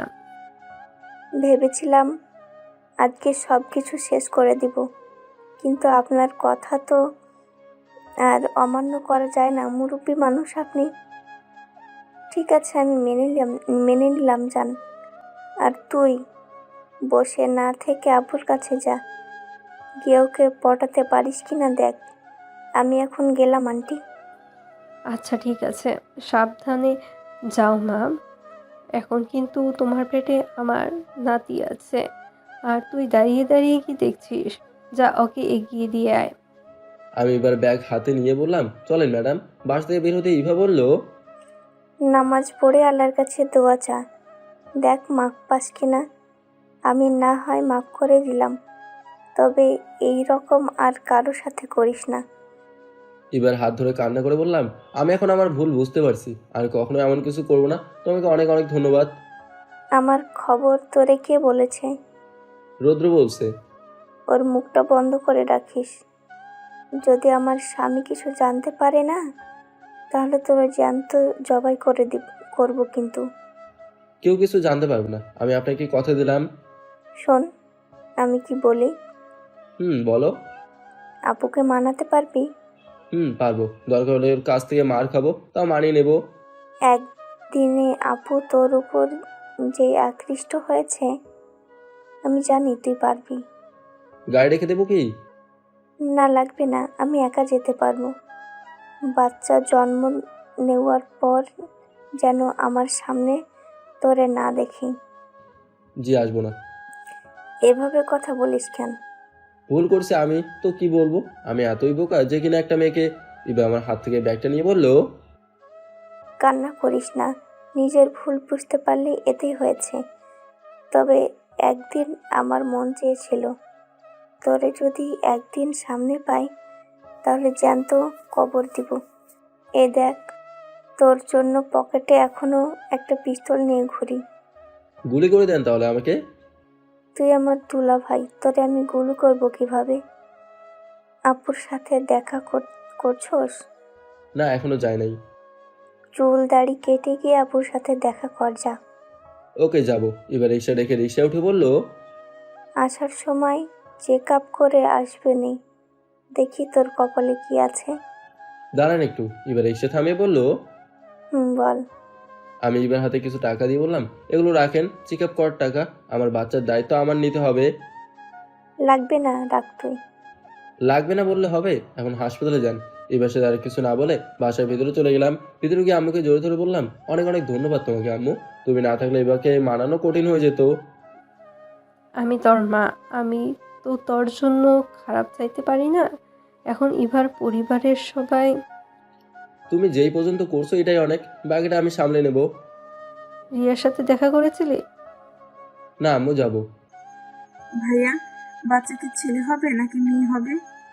জানি না, আজকে নাকি ও চেক আপ করবে, দেখি কি বলে ও। এখন গিয়ে ভাবির সাথে দেখা কর যা। যাবো। তার আগে মার্কেট থেকে আসি। আম্মুকে বলে বাসা থেকে বের হলাম। বাসা থেকে বের হয়ে রৌদ্রকে কল দিলাম। রৌদ্র ফোন রিসিভ করে বলল, কি রে, তুই আসলি কখন? আমি তো বেটা রাতেই বাসায় এসে গেছি। রিয়া আছে কি থানায়? আছে। তবে ভাবির আজকে পুরো মাথা গরম। থাক, কোথায় যাবি না। আমি তোর ভাবির সাথে দেখা করতে থানায় আসছি। ভাবি যদি তোরে সবার সামনে উল্টোপাল্টা কিছু বলে? বললে বলবে। আচ্ছা, আমি অল্প কিছুক্ষণের ভেতরে আসছি, থাকিস তুই, যাবি না কোথাও। আচ্ছা আসি, আই তুই। আমি কল কেটে মার্কেটে চলে গেলাম। ওখানে গিয়ে চুলদারি কেটে কিছু কেনাকাটা করলাম, ওয়াশরুমে গিয়ে কাপড় চেঞ্জ করলাম, একটা রিক্সা নিয়ে মিশুর দোকানের সামনে চলে গেলাম। মিশুর দোকানের সামনে গিয়ে নেমে বললাম, বন্ধু দোয়া করিস, তোর ভাবির সাথে দেখা করতে যাচ্ছি। মিশু আমাকে দেখে বলল, ভাবি তো তোরে আজকে দেখে পাগল হয়ে যাবে। যা তুই। আর রাতে তো আসবো, তোর ভাবি না রাজি থাকলেও তুলে নিয়ে আসবো। মিশু হাসি দিয়ে বলল। আচ্ছা যা। আমি এবার থানার সামনে চলে গেলাম। থানার ভিতরে যেতেই মাসের চাচাতো বোন আমার দিকে এগিয়ে এসে বলল, কি চাই এখানে? কি চাই মানে? আমি এখানে আমার বউয়ের সাথে দেখা করতে এসেছি। রিয়ার কথা শুনে মাসের চাচাতো বোন লাঠি দিয়ে সরাসরি আমার মাথায় আঘাত করলো, যার কারণে আমার মাথা ফেটে রক্ত বের হতে লাগলো। আমার হাত থেকে ফুলটা নিচে পড়ে গেল। মাথায় হাত ধরে শুধু বললাম, এসেছিলাম বউয়ের সাথে দেখা করতে, আর এসে হয়েছে আহত। ঠিক এই সময় রিয়া ওর কেবিন থেকে বের হলো। রিয়া বের হয়ে আমাকে রক্তাক্ত অবস্থায় দেখে জায়গায় দাঁড়িয়ে গেল। রাগ থেকে মাটি দিয়ে নিচ থেকে ফুলটা নিয়ে রিয়ার সামনে গেলাম। মাথা থেকে অল্প করে রক্ত বের হতে লাগলো। রিয়ার হাত ধরতে যাব, তখনই মায়ের চাচাতো বোন আমার কাছে এসে জোরে চিৎকার দিয়ে বলল, তুই ম্যাডামের হাত ধরে উনার সাথে খারাপ কিছু করতে চাস? এবার আমি রাগে মাসের চাচাতো বোনের গালে ঠাস করে চড় দিয়ে বললাম, আমার বউকে আমি হাত ধরবো না, ওকে জোরে ধরবো, এটা আমার বিষয়, তুই বলার কে রে? আমার কথা শুনে আরো 3-4টা কনস্টেবল আমার দিকে এগিয়ে আসলো। রিয়া ওদের হাত দিয়ে ইশারা করে বলল, সাবধান, ওকে কেউ কোনো কিচ্ছু করবে না। আমি রিয়ার হাত ধরে সরাসরি কেবিনের ভিতরে গিয়ে দরজা বন্ধ করে দিলাম। রিয়া শুধু আমার মুখের দিকে তাকিয়ে আছে, কোনো কথা বলছে না। আমি হাঁটু বেড়ে নিচে বসে বললাম, তুমি আমার রাতের চাঁদ, দিনের ওঠা সূর্য, যার আলোয় আমি আলোকিত হই, যার ছোঁয়ায় আমি প্রতিনিয়ত মুগ্ধ হই। ভালোবাসি তোমায়, কত বলতে পারবো না। মন ছিঁড়ে তোমায় যে দেখাতে পারবো না। ভালোবাসা পবিত্র জিনিস, যা শরীর কেটে দেখানো যায় না, শুধু অনুভব করে নিও তুমি। শুধু শুধু ভালোবাসি, শ্রদ্ধা করি তোমায়, একটুখানি ভালোবাসিও, ভুলে যেও না আমায়। তোমার পথের পথিক আমি, আশায় থাকি তোমায় পাবো, আর একটু একটু করে ভালোবাসবো। হবে কি আমার এই মন শুধু যে তোমার। রিয়া আমার হাত থেকে ফুলটা না নিয়েই রিয়া আমাকে একটা কাপড় দিয়ে আমার মাথার রক্ত মুছে আমার দিকে তাকিয়েছে, শুধু কোনো কথা বলছে না। আমি রিয়ার গালে হাত রেখে বললাম, আমি কি কোনো অপরাধ করে ফেলছি যে তুমি আমাকে মেনে নেবে না? মেনে নেওয়া বাদ দাও, আমার সাথে একটু কথা বলো প্লিজ। ভাবছিলাম তোমাকে ছেড়ে পালিয়ে দূরে থাকতে পারবো, কিন্তু দেখো পারলাম না। আমি আবার আমার বউয়ের কাছে ছুটে চলে আসলাম। যদি আমাকে নিজের বউ মনে করতেন তাহলে এভাবে পালিয়ে চলে যেতেন না।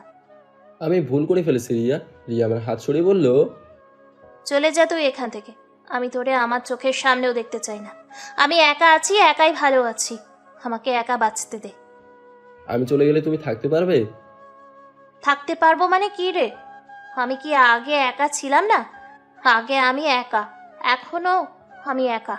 আমার জীবনে আমি আর কাউকেই চাই না। একা লাইফ, ইটস বেস্ট। রিয়ার হাতের গুলিটা আমার বুকের উপর নিয়ে বললাম, আমাকে গুলি করে দাও, আমি মরে যাই। এই জীবন নিয়ে আমি এখন কি করব? প্রথম বউ পরক্রিয়া করে বিদায় হয়েছে, দ্বিতীয় কারো কাছে আসছিলাম একটু সুখের জন্য, কিন্তু সবাই শুধু আমার সাথেই প্রতারণা করে। এর থেকে বরং মেরে ফেলুন আমাকে। তুই কার সাথে কি কথা বলছিস মাথায় আছে তো? আমি চাইলে এখন যা ইচ্ছে তাই করতে পারি। কয়েকদিন পর ডিভোর্স লেটার পেয়ে যাবি। এখন যা এখান থেকে বলছি। রিয়ার মুখ থেকে ডিভোর্স লেটার শব্দটা শুনে আমার চারদিক ঘুরতে লাগলো। এখন যদি আমার সাথে এমন কিছু হয় তাহলে মানুষ আমার মুখের উপর থুথু দেবে, বাইরে গেলে এইবার প্যারা দেবে। এসব আর কত সহ্য করব? এর থেকে বরং রিয়ার বন্দুকের গুলি খেয়ে মারা যাওয়াই অনেক ভালো। রিয়ার হাত ধরে জোরে ট্রিগারে একটা চাপ দিলাম, আর সাথে সাথেই পিস্তল থেকে গুলি বের হয়ে আমার বুকের ভেতর ছেদ করে দিল। রিয়ার জোরে একটা আওয়াজ করে বলল, এটা তুই কি করলি? আমি নিচে পড়ে চোখের পানি ছেড়ে বললাম, একটা মানুষ মৃত্যুর রাস্তা বেছে নেয় কখন জানো? যখন সে দেখে তার পাশে সবকিছু শূন্য। আমি এমন ছিলাম না রিয়া, মানুষ আমাকে এমন করছে। আজকে আমি আমার বাবা মার কাছে খারাপ, তোমার আর তোমার বোনের কাছে খারাপ। আমার মতো মানুষের বেঁচে থাকার কি কোনো অধিকার আছে তুমি বলো?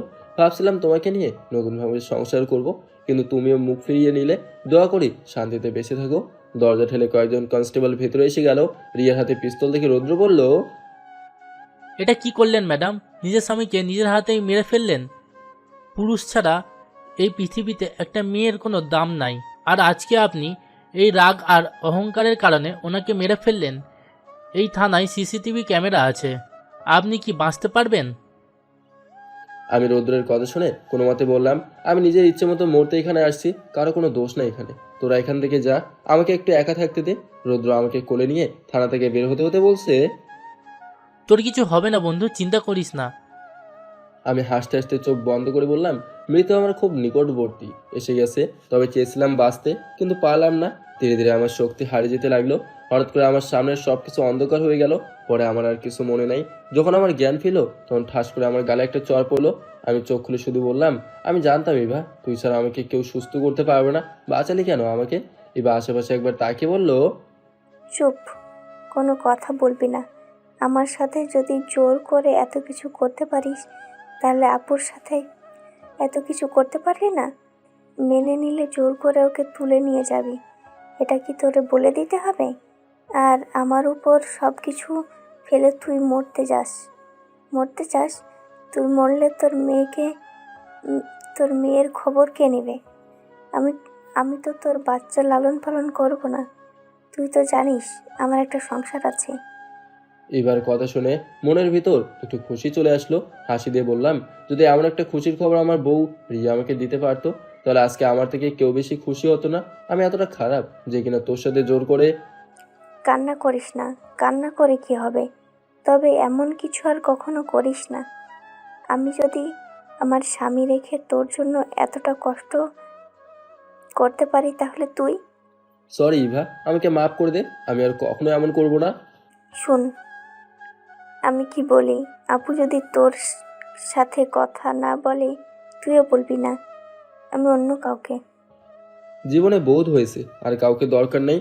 আমি আমার এই মেয়েকে নিয়ে সুখে থাকতে পারলেই হলো। আমি বলি কি, যদি আমরা একটু চেষ্টা করি, তাহলে বিষয়টা খারাপ হয় না। আমি চাই আপু তোর সাথে থাকুক। একা একা আর কতদিন থাকবে?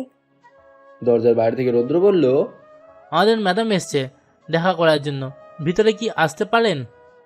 ইভা বলল, কেউ এখন ভিতরে আসতে পারবে না। আর আপুকে বললে চলে যেত। যে আপু নিজেকে ভালো রাখার জন্য তার হাজবেন্ডকে গুলি করতে পারে, সে আর যাই হোক আমার আপু নয়। এই পৃথিবীতে যদি মেয়েদের আপন বলতে কেউ থাকে, তাহলে সেটা তার স্বামী। মানুষ যৌবনকালে বিয়ে করে, একসময় তাদের বাচ্চা কাচ্চা হয়। ছেলে মেয়েদের কত কষ্ট করে লালন পালন করে বড় করে, নিজে না খেয়ে ছেলে মেয়েদের খাওয়ায়। আর বড় হলে এই ছেলে মেয়েরা তাদের পছন্দ মতো কারো সাথে পালিয়ে যায়। তখন বৃদ্ধা বয়সে বাবা মা একা হয়ে যায়। তখন তো তাদের পাশে ছেলেমেয়েরা থাকে না, তাহলে তারা স্বামী।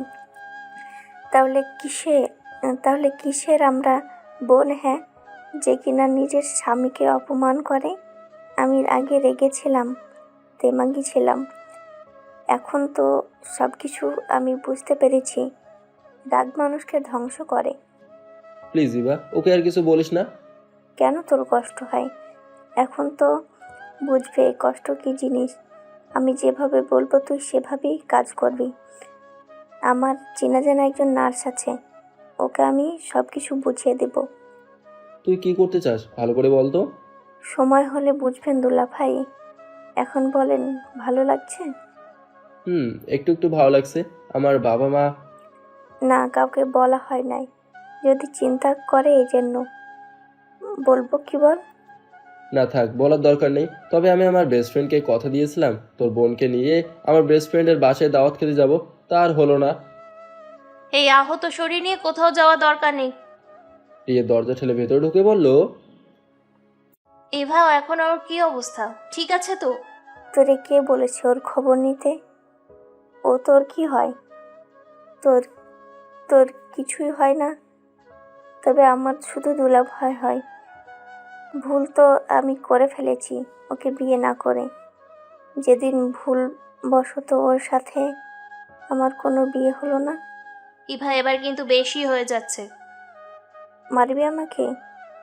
যে নিজের স্বামীকে সম্মান করতে পারে না, সে আর বাইরে কি সম্মান করবে? রিয়া, ওই রিয়া, কই তুই? এই কথা বলতেই একটা মেয়ে নার্স এসে গেল। আমি ভাবছিলাম হয়তো ইভা রিয়াকে সামনে থেকেও ডাকছে, কিন্তু না, এটা অন্য রিয়া। নার্স মেয়েটা ইভার সামনে দাঁড়িয়ে বলল, জি ম্যাডাম, বলেন কি হয়েছে? ইভা আস্তে করে রিয়া নামের মেয়েটার দিকে ইশারা করে বলল, আমি যা বলবো তুমি শুধু হ্যাঁ হ্যাঁ করবে, আর কিছু বলতে হবে না, ঠিক আছে?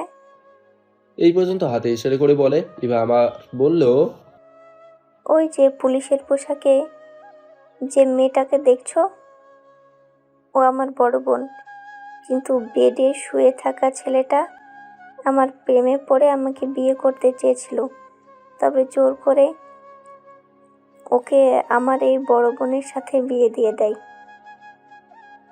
আমার বড় বোন পুলিশ অফিসার, ও কি আর এই ছেলেকে মেনে নেবে? এখন আমি বলতে চাইছি, আমার বোনের নাম রিয়া, তোমার নামও সেম। এখন যদি বলি আমার আপুর জায়গায় তুমি ওর সাথে রিয়া হয়ে সংসার করো, তাহলে পারবে তো? স্টপ ইভা, তুই এসব কি বলিস? তোর মাথা ঠিক আছে তো? আমি বেডের উপর শুয়ে থেকে বললাম, ইভা এত কাহিনী করার দরকার নেই, বাদ দে সব। যে থাকার সে বিনা কারণেও হলেও থাকবে, আর যে চলে যাবে তাকে হাজারবার পা ধরে অনুরোধ করে বললেও চলে যাবে। এর থেকে বরং আমি আমার মেয়েকে নিয়ে সুখে আছি। রিয়া আমার দিকে তাকিয়ে বলল, আমি কি আপনার পাশে? চলে যান এখান থেকে, আর গিয়ে ডিভোর্স লেটার পাঠিয়ে দেন।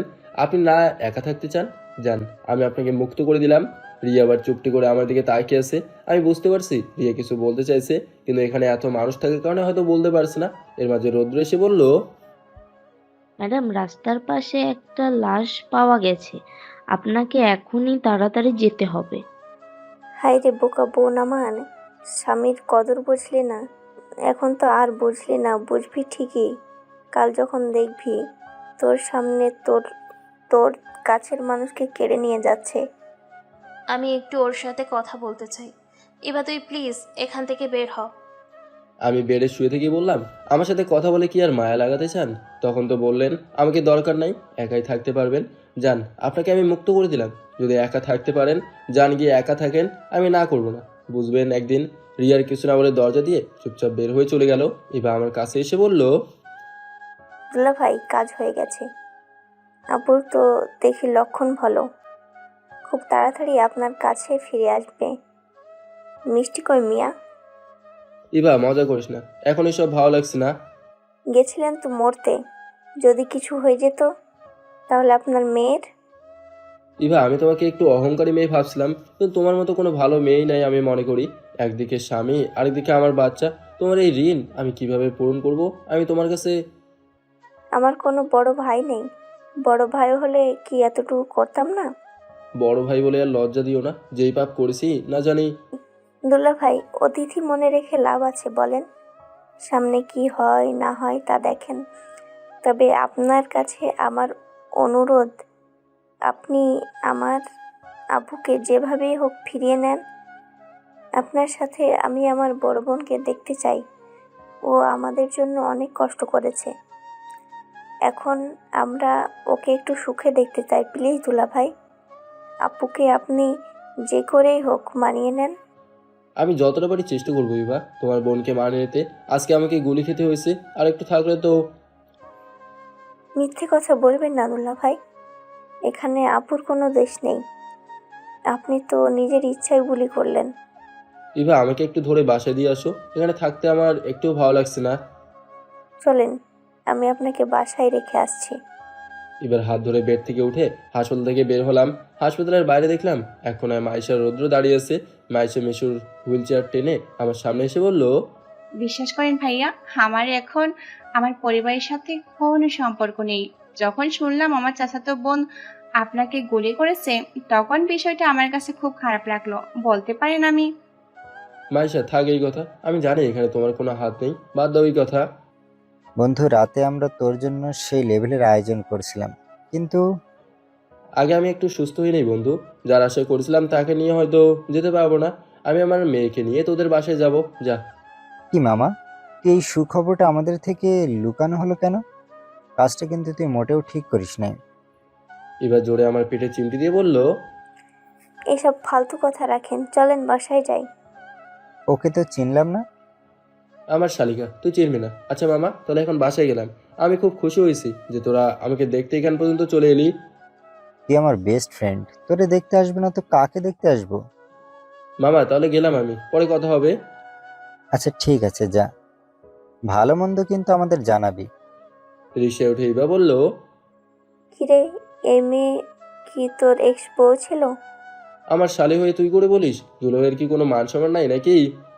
তোর সম্মান লাগবে না? কোন দিক দিয়ে তোর সম্মান লাগবে বল, আমাকে দেই তোর সম্মান।